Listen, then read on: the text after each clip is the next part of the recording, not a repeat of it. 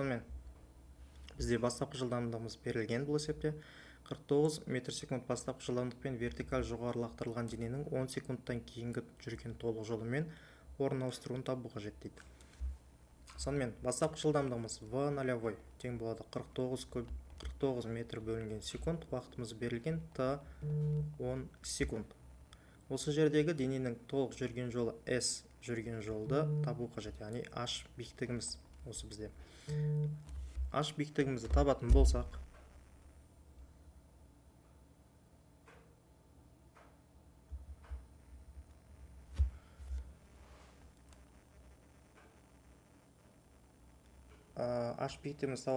бұл яғни вертикаль жоғары лақтырылған дененің қозғалысы, яғни v нолевой t азайтылған жт квадрат бөлінген 2 дейтін формула арқылы бізде анықталады.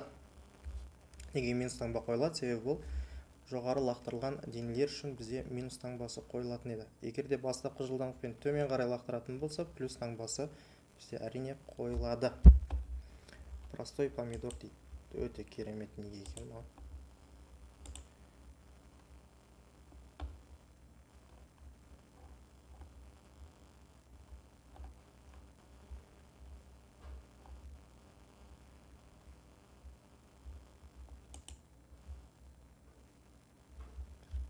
Есебімізді ары қарай жалғастырсақ. H тең болады v нолевой бізде әрине 49.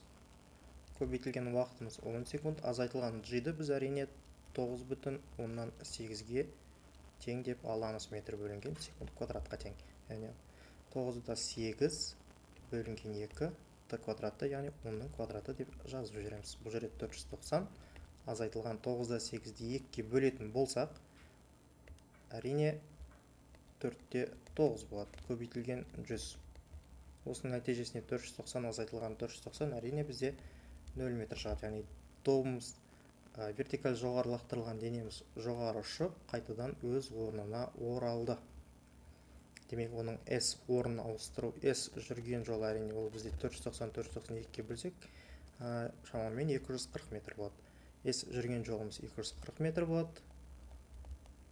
Ал оның S орын ауыстыруы әрине 0 метр болады. Демек, A деген вариантты біз белгілейміз. Келесі екінші сұрақ. Изобара процесінде тұрақты болатын шама дейді. Изобара процесінде қай шама бізде тұрақты болады? Чат. Изобара процесінде тұрақты болатын шама. Бұл жерден бірден мынау бір зат мөлшері деген шаманы алып тастауға болады. Бізде МКТ-ны негізгі сипаттайтын 3 физикалық шама бар. Соның үшеуі де осы жерде тұр екен. Қысым, көлем және температура. Осының қайсысы бізде изобара процесінде тұрақты болып қалады?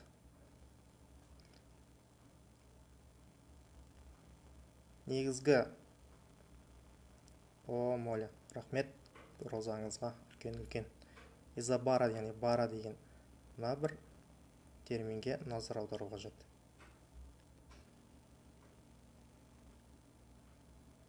Изобаралық процесте тұрақты болып қалатын шама ол әрине бізде қысым болып саналады. Көлем бізде тұрақты болатын ол изохлора процесі, ал температура тұрақты болатын ол изотерма процесі.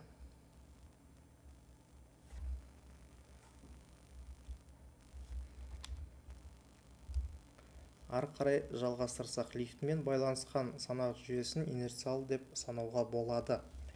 Егер бізде лифт баяу жоғары көтерілсе дейді, лифт бір қалыпты емес қозғалса, лифт бір қалыпты төмен қозғалса, лифт үдеумен жоғары қозғалса. Инерциалды санақ жүйесінде инерциал деген сөзіміз жалпы бір қалыпты қозғалысқа негізделеді. Сонымен бұл жерде бір қалыпты төмен қозғалып тұрған, әрине бұл лифттің қозғалысы болып саналады. Себебі бізде А қозғалысында баяу қозғалыс, В бір қалыпты емес деп тұр, лифт үдеумен жоғары қозғалып тұр дейді. Ал инерциал санақ жүйесінде бір қалыпты төмен қозғалысын қарастырады екенбіз.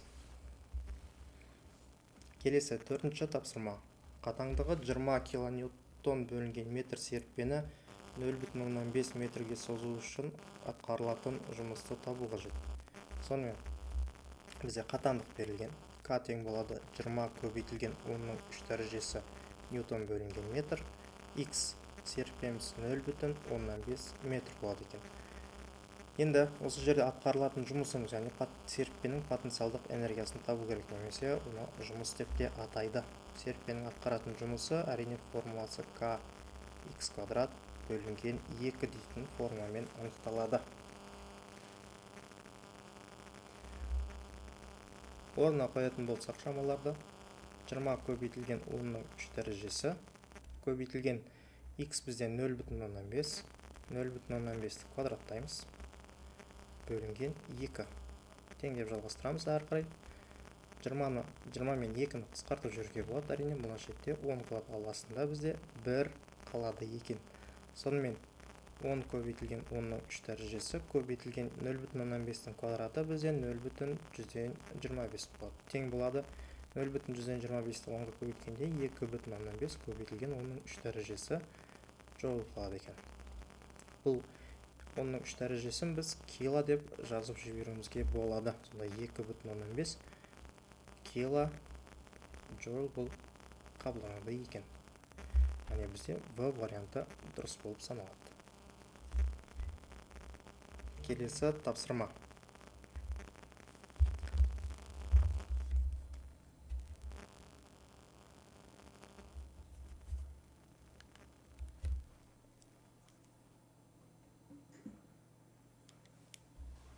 Идеал жылу машинасы Карнот циклы бойынша жұмыс жасайды дейді. Егер бір машина бір циклда 1 килоджоул жұмыс жасап, тоңазытқышқа 4 килоджоул жылу беретін болса, машинаның пайдалы әрекет коэффициентін табу қажет. Бізде берілген шамалар әрине А жұмысымыз 1 көбейтілген 10-ның 3 дәрежесі джоул. Екінші, тоңазытқышқа берілетін жылу мөлшері ол Q2 деп белгіленеді әрқашан. Яғни 4 көбейтілген 10-ның 3 дәрежесі джоул болып жазылады. Одан соң бізге табу керек машинаның пайдалы әрекет коэффициентін. Сонымен жұмыстың формуласы ең алғаш рет А тең болады Q1 азайтылған Q2 болып жазылады. Демек, біз осы жерден Q1 жұмысымызды табатын болсақ, А қосылған Q2, яғни жұмысымызға тоңазытқыштың жылу мөлшерін қосамыз. Соның нәтижесінде бізде 1 килоджоул, яғни 1 килоджоул деп жаза берсек болады, плюс 4 килоджоул тең болады, әрине 5 килоджоул болады екен.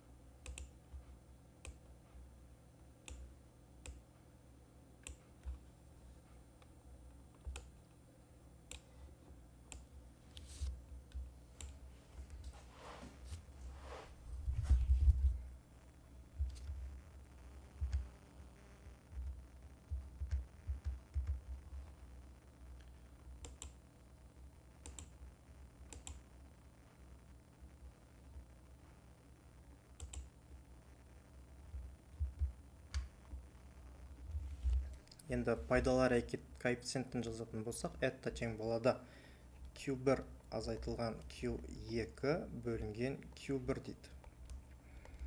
Сонымен 5 азайтылған 4 бөлінген 5. 1-ді 5-ке бөлетін болсақ, әрине 0,2 болады. Сол кезде бізде пайда болады, яғни А варианты дұрыс болып саналады екен.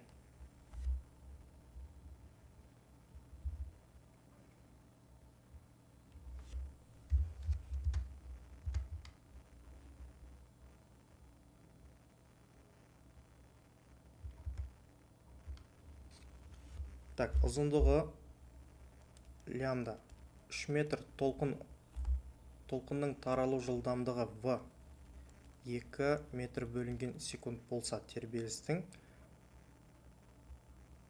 периодын табу қажет, яғни Т периодты табуымыз қажет. Ақ түспен жазып көріңізші дейді қазір.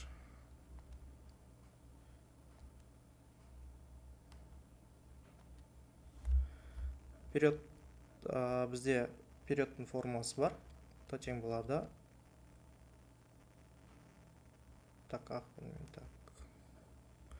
Периодтың формуласы бар, әне бізде лямбда бөлінген С дейтін формуласы. Сонымен 3-ті 2-ге бөліп жіберетін болсақ, 1,5 секунд шығады екен. Демек бізде Д варианты дұрыс болып қабылданады. 7. Судан ауаға өткенде дыбыс жылдамдығы кемейді, толқын ұзындығы кемейді, жиілігі өзгермейді дейді. В. Жылдамдығы өзгермейді.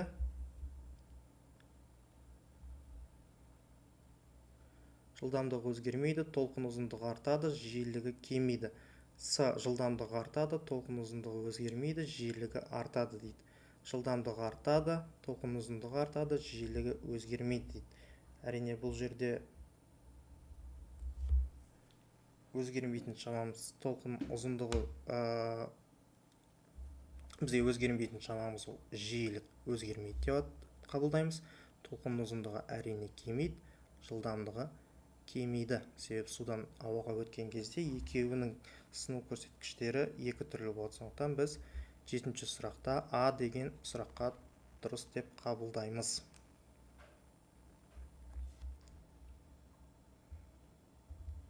Келесі 8-ші тапсырма. Адиабаталық процесс кезінде сыртқы күштер 400 джоуль жұмыс атқарғанда идеал газдың ішкі энергиясының өзгерісі, яғни дельта уды сұрап тұр.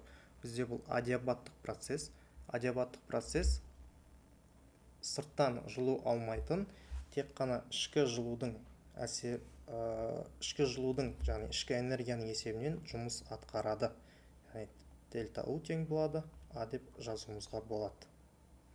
Демек 400 джоуль деген жауапты дұрыс деп қабылдаймыз. Дұрыс жауабы бізде В болады екен. 800 емес, 200 емес, 350 емес. Келесі 9.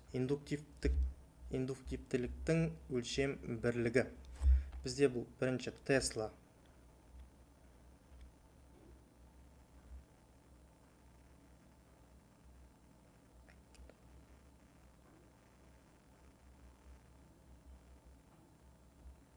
Жалғастырамыз. Бізде бірінші бұл Тесла магнит индукция векторының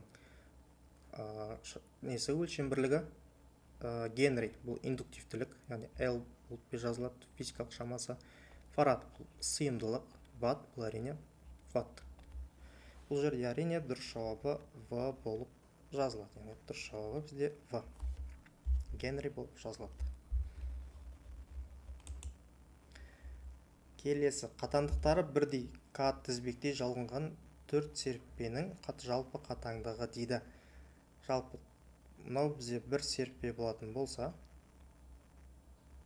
осындай 4 серіппені бір-біріне тізбектей жалғап отыр. Яғни 4 пружинаны бір-біріне тізбектей жалғайды. Осы кезде дененің қатаңдығы қалай өзгереді екен? Ол өзгерісін табу үшін бізге ГН дегеніміз ол Генри. Ол өткен сұраққа байланысты болды. Индуктивтіліктің өлшем бірлігі.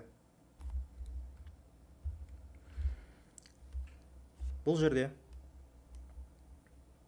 қатаңдықтың формуласы бар. Тізбектей жалғаған кезде қатаңдықты есептеу формуласы 1 бөлінген К жалпы тең болады 1 бөлінген К1, 1 бөлінген К2, осылай кете береді.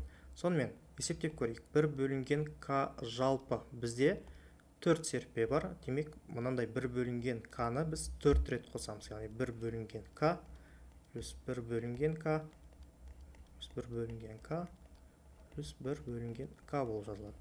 Сонда 1 бөлінген К жалпымыз, мына жерден ортақ бөлім беретін болсақ, барлығына ортақ бөлім әрине К жазылады. Әр қайсынан біреуден тиесілі болады. 1 қосу 1 қосу 1 қосу бұл 1, әрине ол 4 болады.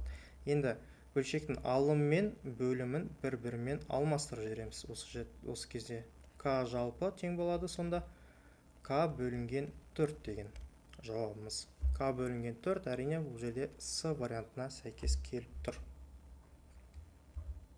Келесі, 5 секунд ішінде өткізгіш қимасы арқылы өтетін заряды 500 кулон болса, тоқ күшін табу керек дейді.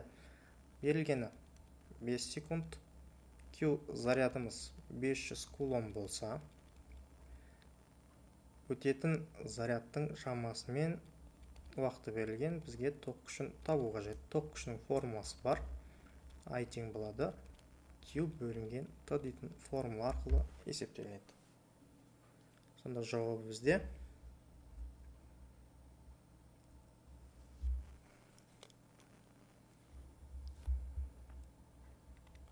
500 бөлінген 5, яғни 100 амперді құрайды екен.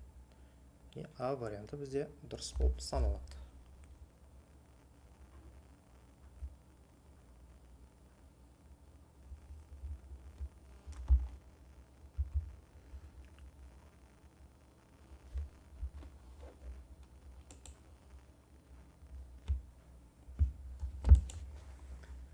Электростатиканың негізгі заңы дейді. Бұл жерде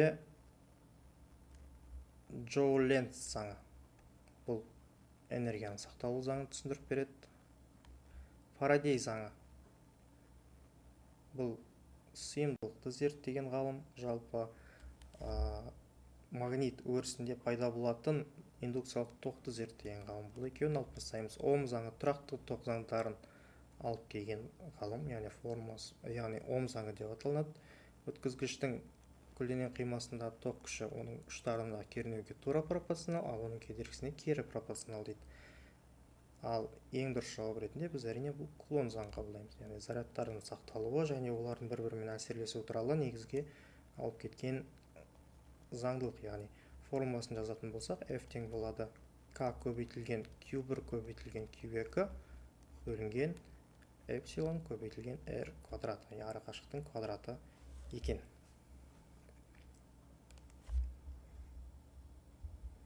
Келесі, линзаның фокус ара қашықтығы 8 см, нәрседен жинағыш линзаға дейінгі қашықтық 12 см болса, линзадан кескінге дейінгі қашықтықты табыңыз дейді.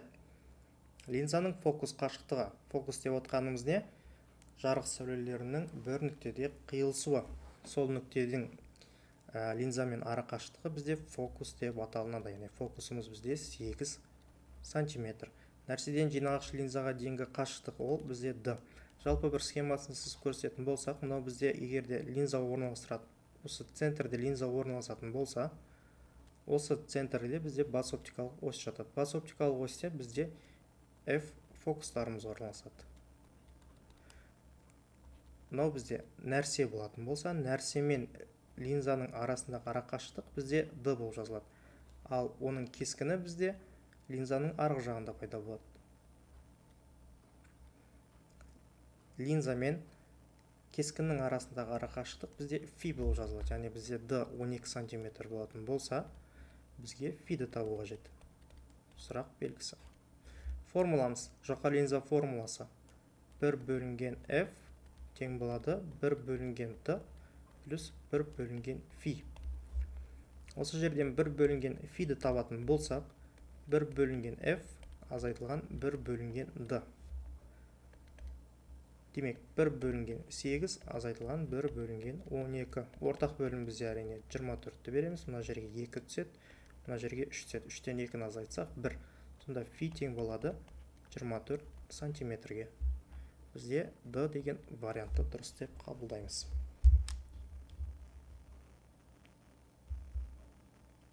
Келесі, бізде 14-ші сұрақ.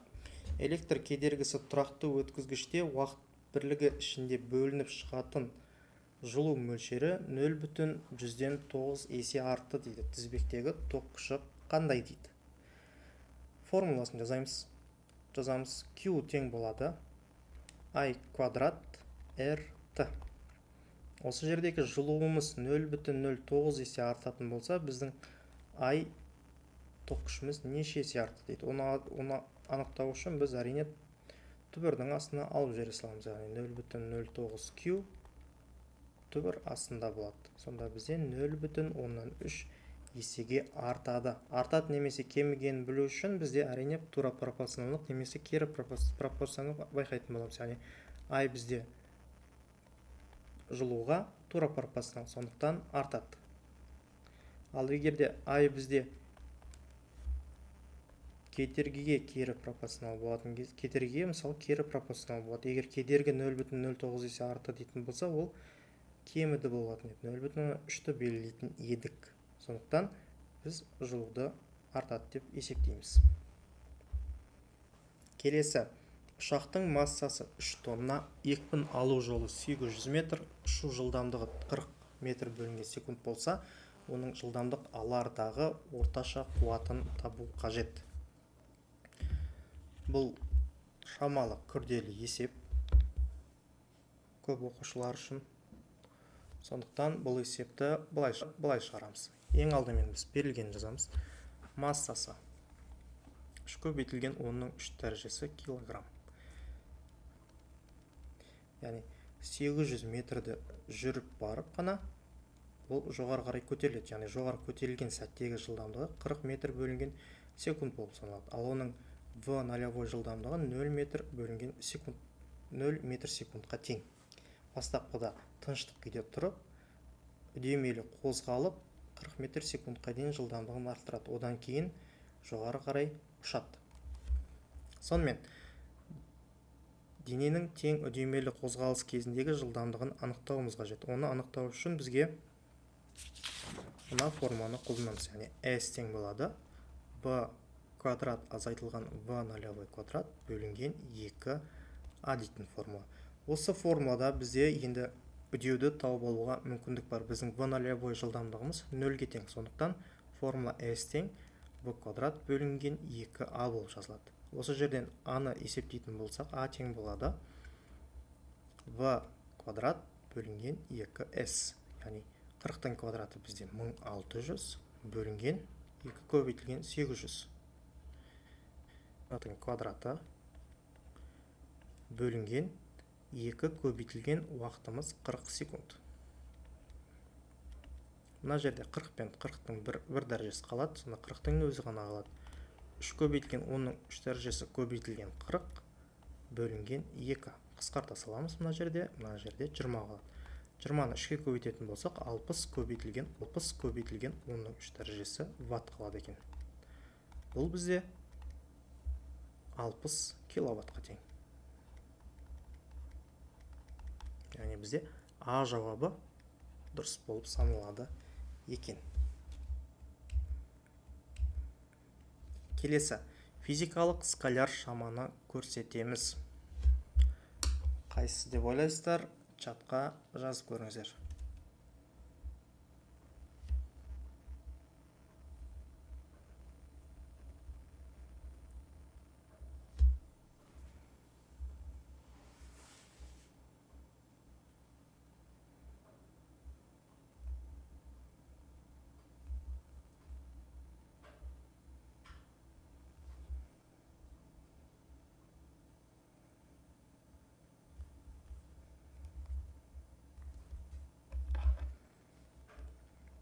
Физикалық скаляр шама дегеніміз, жалпы шамалар бізде екі түрге бөлінеді. Векторлық және скалярлық болып. Скалярлық шама тек қана сан мәнін ғана көрсетеді. Ал векторлық шама сан мәнімен қатар бағытын да көрсетеді. Формуламыз бойынша S тең v көбейтілген t, ал v жылдамдықтарымыз екеуі бір-біріне қарама-қарсы қозғалғандықтан v1 плюс v2 болады. V жылдамдығымыз сонымен 10 плюс 30 бізде 40 метр бөлінген секундқа тең. Ал S қашықтығымыз есептейтін болсақ, 40 көбейтілген 10, 40 көбейтілген 3 бізде Кирхов ережесі. Бұл жалпы толық тізбек үшін сақталынатын тоқ заңдар.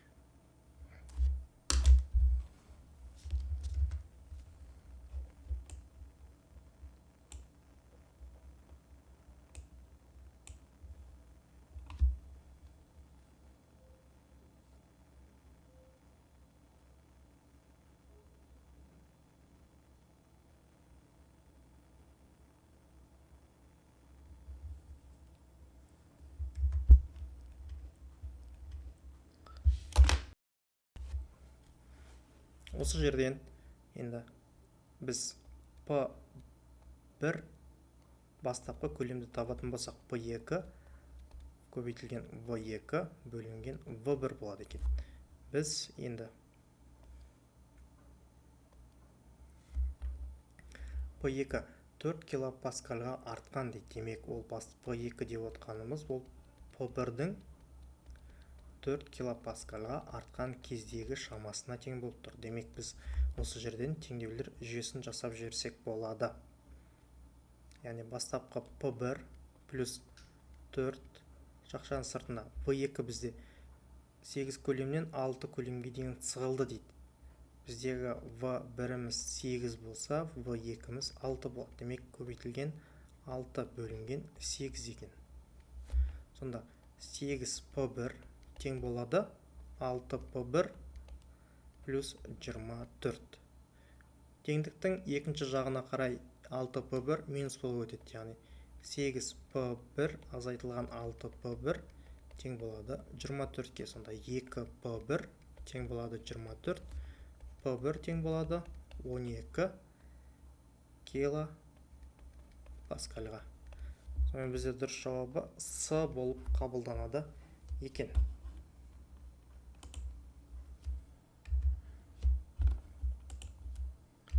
Келесі. Тербемелі контурдың индуктивтілігі 1,6 микрогенри, электр сыйымдылығы 0,04 микрофарад, ал конденсатордағы ең үлкен кернеу 200 вольт болатын болса, контурды идеал деп есептейтін болсақ, ондағы максималды IM, яғни максималды ток күшін табу қажет екен. Жалпы бұл тербелмелі контур болып тұр. Тербелмелі контур бізде неден тұрады? Бірінші, сыйымдылығы бар катушкадан, конденсатордан және индуктивті катушкадан тұрады. Индуктивті катушканың индуктивтілігі болады және сыйымдылығы бар конденсатордың сыйымдылығын жазамыз. Демек, екеуін бізде байланыстыратын бізде мынандай бір формула бар. Яғни конденсатордың энергиясының формуласы Su квадрат бөлінген 2 тең болады Li квадрат бөлінген 2 дейтін формула. Мынау бізде конденсатордың энергиясы, ал Li квадрат бізде катушканың энергиясы. Екеуін бір-бірімен байланыстыратын болсақ, 2 мен 2 қысқарып кетеді бұл жерде. Сонда Su квадрат тең болады Li квадратқа. Ток күшін табатын болсақ, түбір астына алып жүреміз. Su квадрат бөлінген L, яғни индуктивтілікке бөліп жүреміз. Бұл жерде кернеуіміз түбір астынан шығып кетеді квадраттың нәтижесінде. U көбейтілген түбірдің астында С бөлінген L қалады екен. Осы тапсырманы орындайтын болсақ, U бізде максималды кернеу 200 вольт көбейтілген түбірдің астында С сыйымдылығымыз 0,04 көбейтілген 10-6 дәрежесі бөлінген L бізде индуктивтілік 1,6 көбейтілген 10-3 дәрежесі 200 көбейтілген түбірдің астында 0,04-те бізде түбірдің астынан бастан жазылса көбейтілген 10-6 дәрежесі. Мынау бізде 1,6 көбейтілген 10-3 дәрежесі түбірден шықпайды. Неге? Себебі 10-3 дәрежесі болып тұр. Сондықтан мына бір өтірді минусқа қарай лақтырамыз. Яғни 16 көбейтілген 10-4 дәрежесі деп жазып жібереміз. Нәтижесінде 200 көбейтілген 0,04 бізде түбірдің астынан 0,2 көбейтілген 10-3 дәрежесі болып шықса, 1,6 көбейтілген 10-4 дәрежесі 4 көбейтілген 10-2 дәрежесі болып шығады. 0,2-ні 0,4-ке көбейтетін болсақ, 200 көбейтілген 0,005 болады. Осының нәтижесінде бізде 1 ампер ток күші шығады екен. Сонда жауабымыз I максималды бізде 1 амперге тең. Яғни А варианты бізде дұрыс болып қабылданады. Келесі. Тығыздығы ρ берілген. Газ молекуласының орташа квадраттық жылдамдығы берілген. Газ қысымын табу керек. Бізде мынандай бір формула бар. В орташа жылдамдықтың 3P бөлінген ρ дейтін формула. Осы жердегі біз қысымды табуымыз керек. Жалпы түбірдің астынан құтылу үшін не істейміз? Әрине екі жағында квадраттаймыз. Сонда V квадрат тең болады 3P бөлінген ρ. Енді қысымды табатын болсақ, по тең болады v квадрат көбейтілген ро бөлінген 3. Мынау бізде тығыздық. В бізде 40, 40-тың квадраты көбейтілген тығыздығымыз 6-ға тең бөлінген 3-ке. 3 пен 6-ны қысқартып жіберуімізге болады осы сәтте. Бұл жерде 2 қалады. Яғни 1600 көбейтілген 2. Сонда жауап бізде 3200 паскаль шығады екен. Бұл дегеніміз 3-2 килопаскальға тең.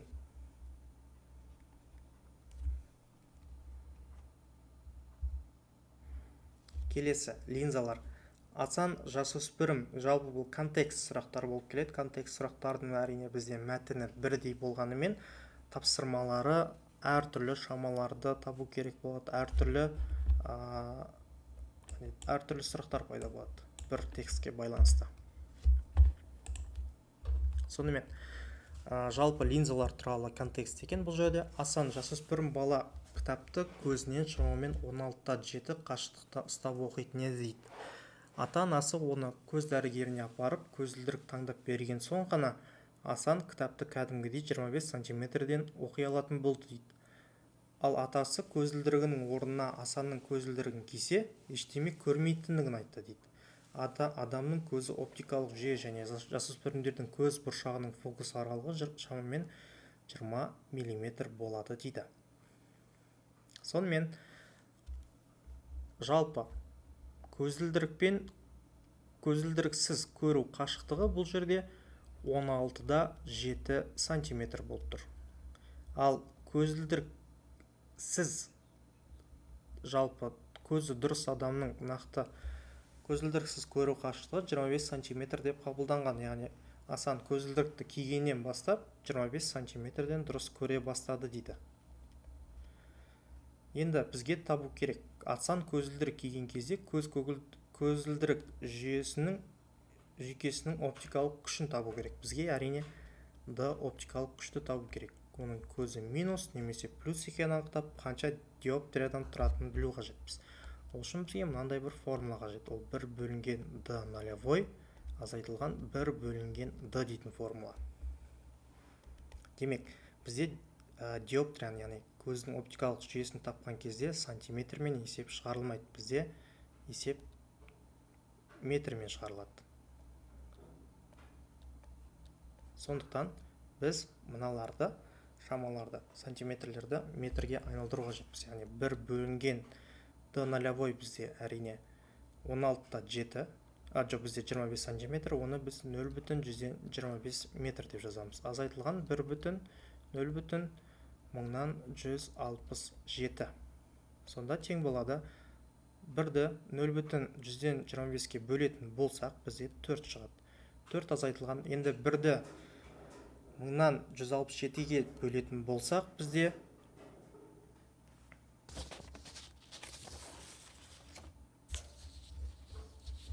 5-те 98 шығады екен. Сонда тең болады ол минус 1,198. Бұл деп отқанымыз минус 2 деген сөз. Минус 2 dptr. Сонда оның көзілдірігі минус 2 екен. Ал минус 2 әрине 0-ден кіші.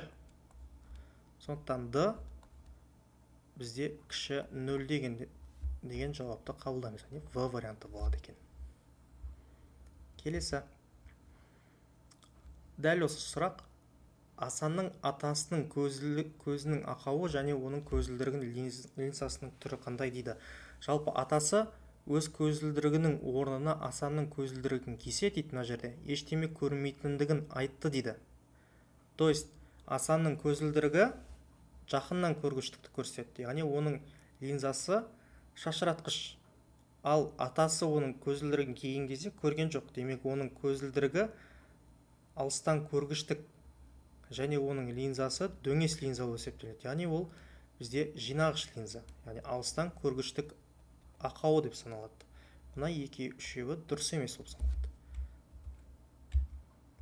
Асанның өзінің енді көз ақауы. Асанның өзінің көз ақауы бізде жақыннан көргіштік. және оның линзасы шашыратқыш болып саналады. Келесі, Асан көзілдірікпен кітап оқығанда өлшемі 2 см суреттің көз торламасындағы биіктігін табу қажет дейді. Жалпы енді оптикалық заңдарға сәйкес оптикалық ұлғайту, яғни көзілдірікке байланысты ұлғайту бізде f бөлінген d дейтін формуламен анықталады екен. Осы жерден біз әрине жалпы көзілдіріктің жалпы биіктігін табуымыз қажет. Ол үшін бізге қандай формула қажет?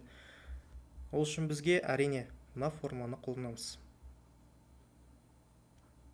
Жұқа линза формуласын жазамыз, яғни 1 бөлінген фи тең болады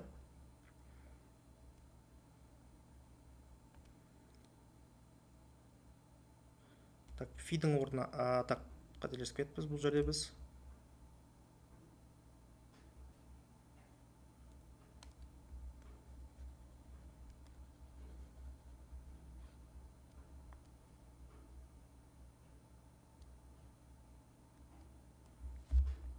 Бізде мынандай бір теңдеу бар. F бөлінген D, яғни ұлғайтудың формулаларын бір-бірімен теңестіріп жібереміз, яғни H кескіннің биіктігі бөлінген кішкентай дененің биіктігі. Сонымен F бөлінген D тең болады H бөлінген кішкентай H болады екен. Осы жерден біз әрине үлкен H-ты табатын болсақ, яғни кескіннің биіктігін табатын болсақ, D бөлінген F көбейтілген H болады екен. Яғни D деп отқанымыз бұл әрине көзілдіріктің жақсы көру қашықтығы, яғни көздің жақсы көру қашықтығы алынады, яғни 25 сантиметріміз. 25 бөлінген F бізде жалпы фокусымыз.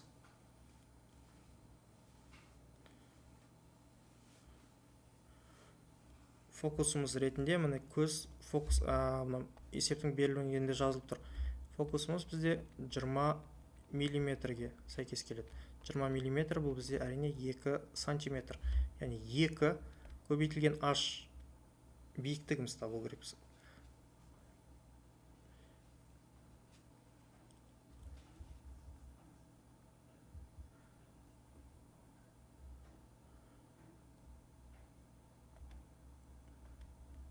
Мына жерде бізде пропорциядан сәл қате кетіппіз. Так, өшіре салайын, кешірім сұрайын.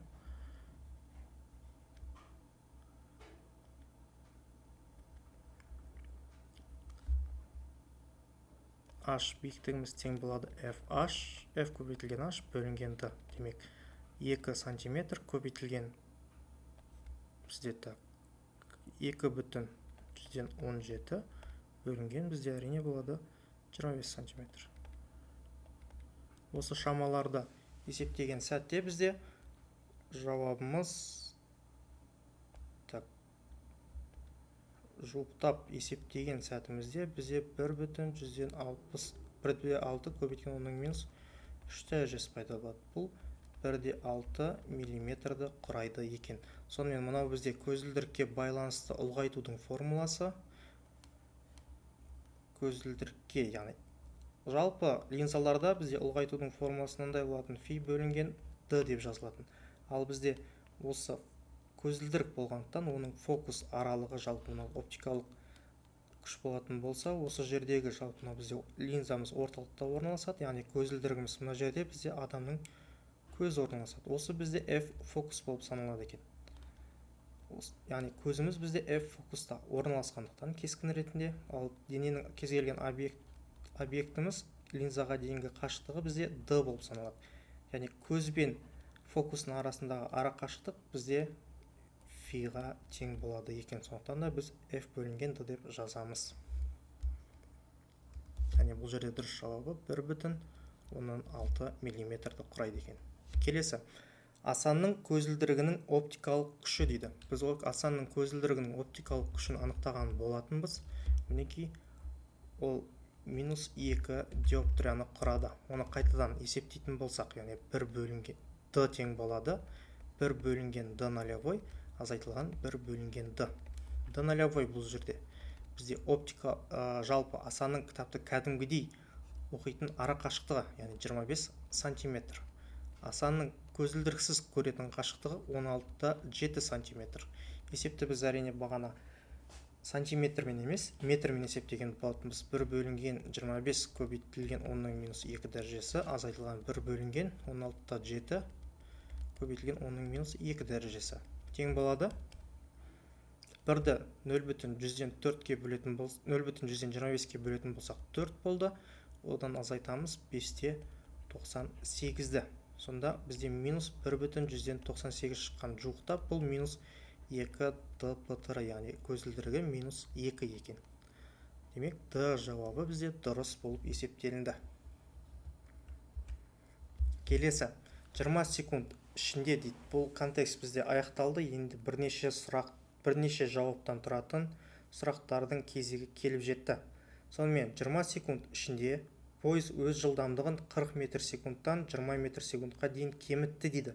Осы уақытта пойыздың жүріп өткен жолын табу қажет. Бізге ең алдымен тежелу жолының формуласы, яғни тең баяулайтын қозғалысты жазуымыз керек. S тең болады v квадрат азайтылған v нолевой квадрат азайтылған v квадрат бөлінген 2a дейтін формула. А бізде үдеуіміз. Үдеуді табу үшін дельта v бөлінген дельта t деген формуланы қолданамыз. Яғни 40 азайтылған 20 бөлінген 20 секунд аламыз. 40-тан 20-ны азайтсақ, 20-ны 20-ға бөлсек, әрине бізде 1 деген жауап пайда болады. Сонымен, S қашықтығымызды анықтайтын болсақ, 1600 азайтылған 20-ның квадраты әрине бізде 400-ге тең. 400 бөлінген 2 көбейтілген 1-ге. 1600-ден 400 азайтатын болсақ, 1200. 1200-ді 2-ке бөлетін болсақ, әрине бізде 800 метр шығады.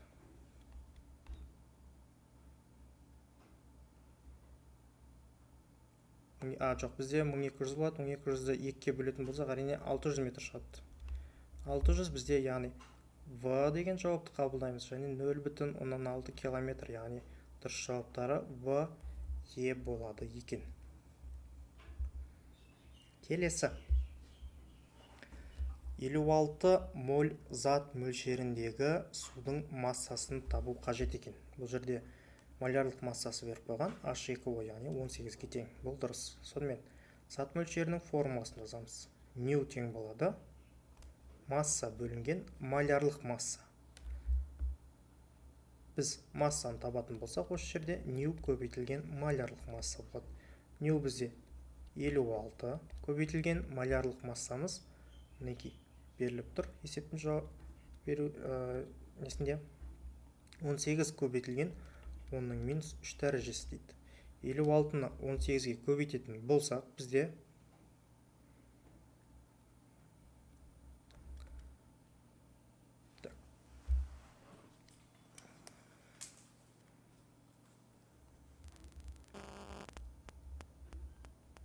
56-ны 18-ге көбейтсек, бізде 1008 шығады екен. Көбейтілген 10-3 дәрежесі.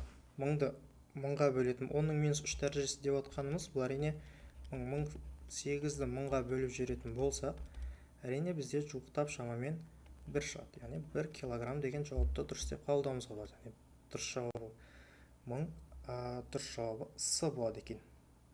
1000 грамм дейді. 1000 граммыз ол әрине 1 килограммға тең.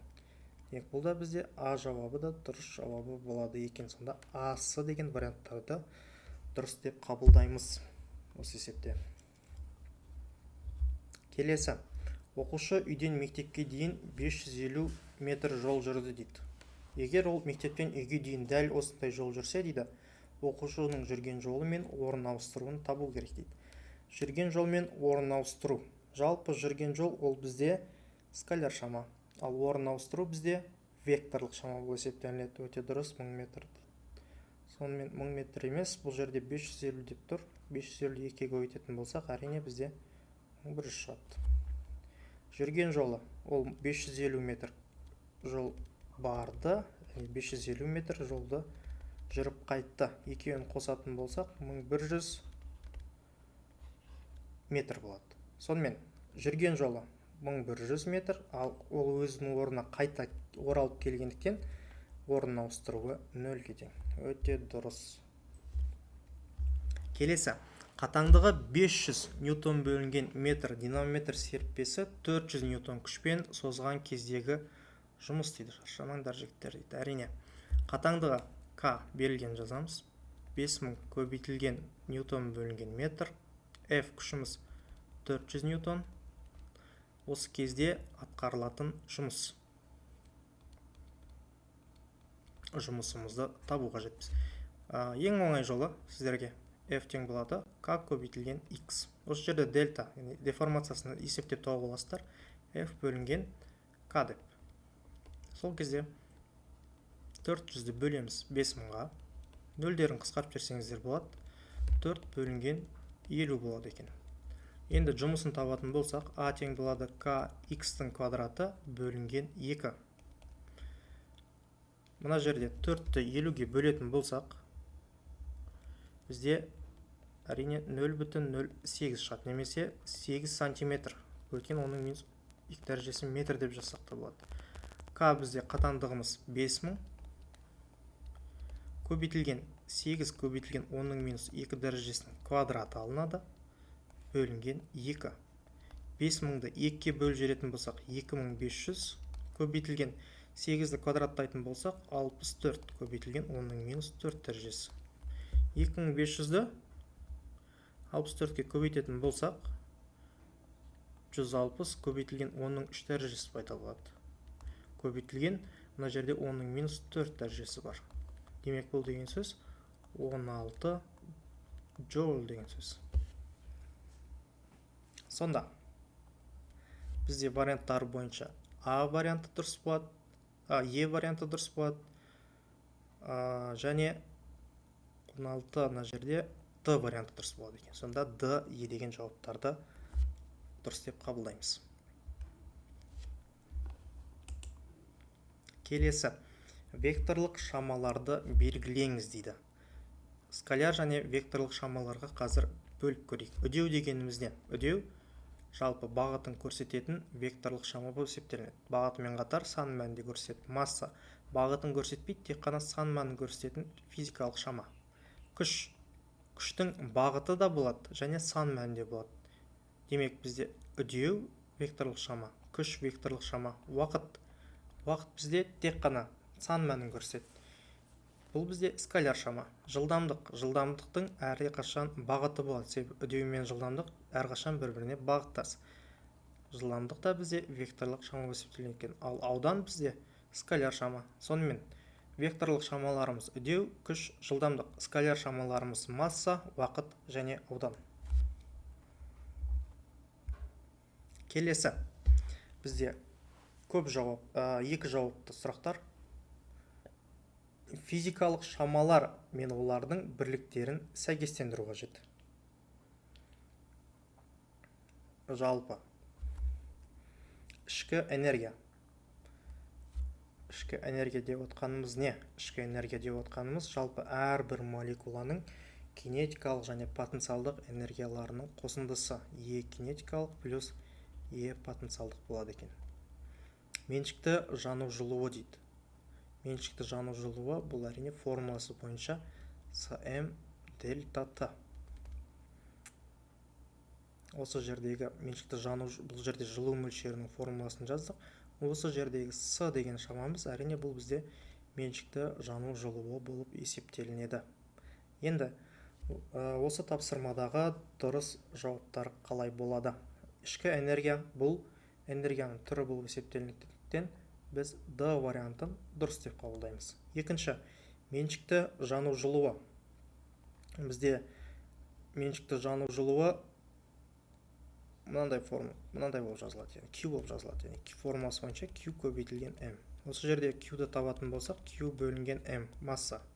Джоуль бөлінген килограмм болады екен. Демек біз В вариантын дұрыс деп қабылдаймыз. Сонда дұрыс жауаптары В және Д болады. Келесі. Дене 245 метр биіктіктен еркін түседі дейді. Дене қозғалысын берілген уақыттардағы жүрген жолын сәйкестендіріңіз дейді. Так, бұл еркін құлаған дене.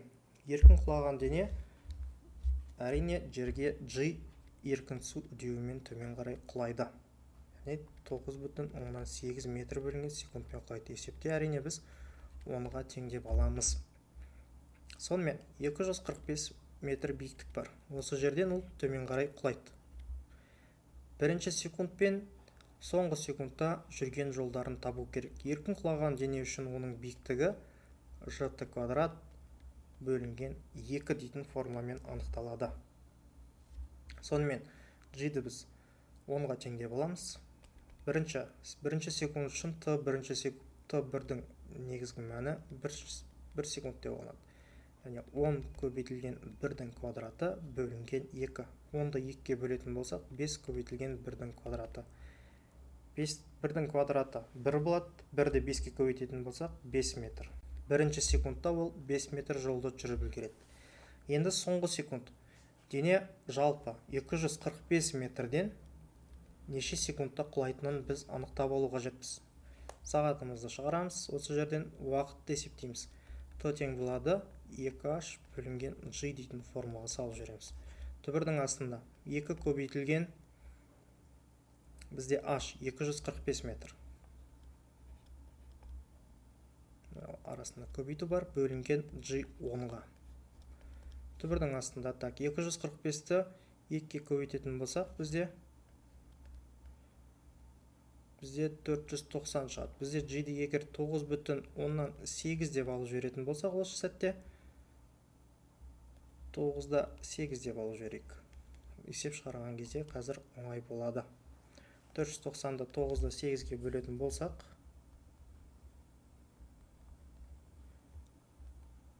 түбірдің астында бізде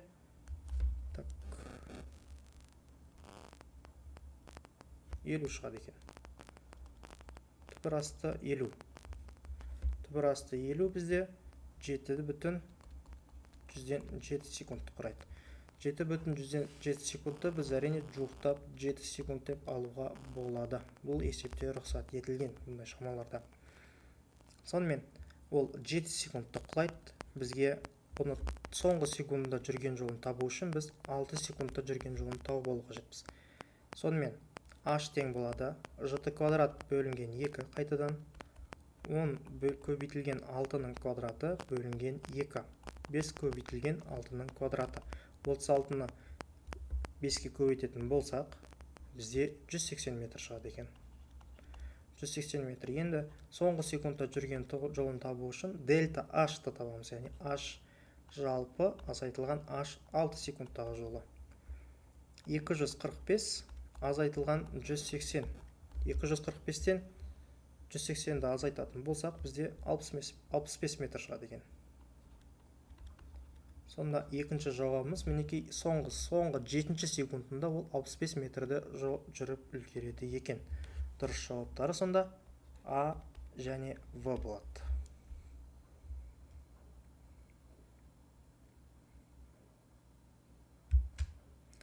Келесі. Изопроцестердегі графиктерді сәйкестендіріңіз дейді.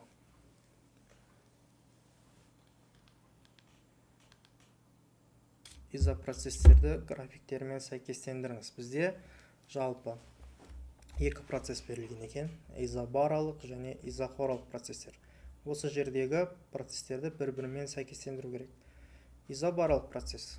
Қысым тұрақты, яғни P константа процесс.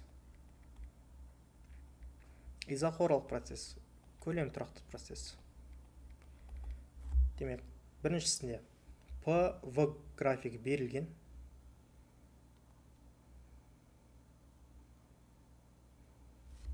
PV графигінде бізде бұл изотерма болып саналады. Екінші, V және T графигінде бұл жерде түзу ортамен кеткен, бұл әрине P константа, яғни бұл бізде дұрыс жауап. Екінші, P және T графигінде ортамен 45 градусты жасалынған, бұл әрине P константа түзуі.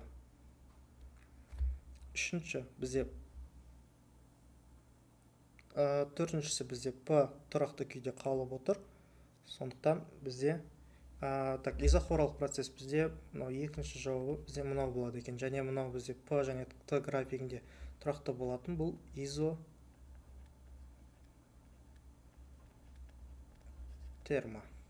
процесі болып саналады екен.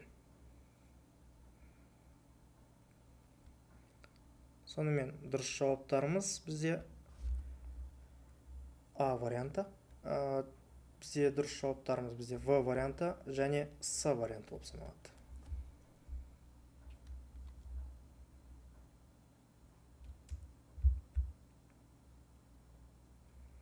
Келесі. Қарапайым тізбектің қысқыштарындағы кернеу U тең болады 300 көбейтілген косинус 157Т заңдылығымен өзгеретін болса дейді. Кернеудің мәндерін шамаларымен сәйкестендіріңіз дейді. Жалпы енді кернеудің теңдеуін жазып көрейік.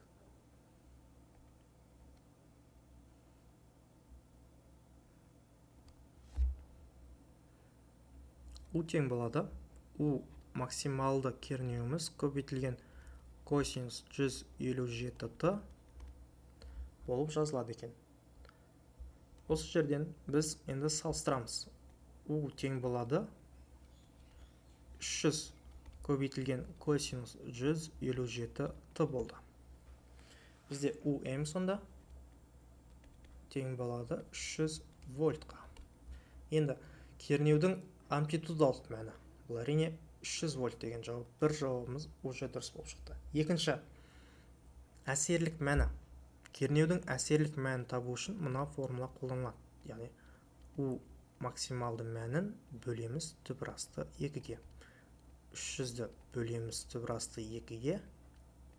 Бізде 300 түбір асты 2-міз бізде 1/141 шығады. 300-ді 1/141-ге бөлетін болсақ, 212 вольт шығады екен. Демек, екінші жауабымыз С болады. Сонда дұрыс жауаптарымыз В және С болады екен. Келесі. Соңғы сұрағымыз. Бұл әрине суретті пайдаланып, төмендегі физикалық шамаларды белгіленуімен сәйкестендіріңіз дейді. Жалпы денеден линзаға дейінгі қашықтықты табу қажет. Денеден линзаға дейінгі қашықтық, бағанағы мына суретті өзімізге ыңғайлы етіп салып алайық. Мынау бізде центрде линза орналасады. Линзаға 90 градуста жататын, ол әрине бізде бас оптикалық ось. Бас оптикалық осьте алдына орналасатын бұл дене. Дене мен линзаның арасындағы ара қашықтық бізде D болып жазылады. Мына жерде бізде кескін орналасса, кескін мен линзаның арасындағы ара қашықтық бізде фи болып жазылады. Және әр орталықтарында бізде фокустар орналасады. Сонымен, денеден линзаға дейінгі қашықтық бұл әрине мына аралық. Бұл кішкентай D әрпімен жазылады. Екінші, линзаның фокустық қашықтығы. F-ті сұрап тұр, оның белгіленуін.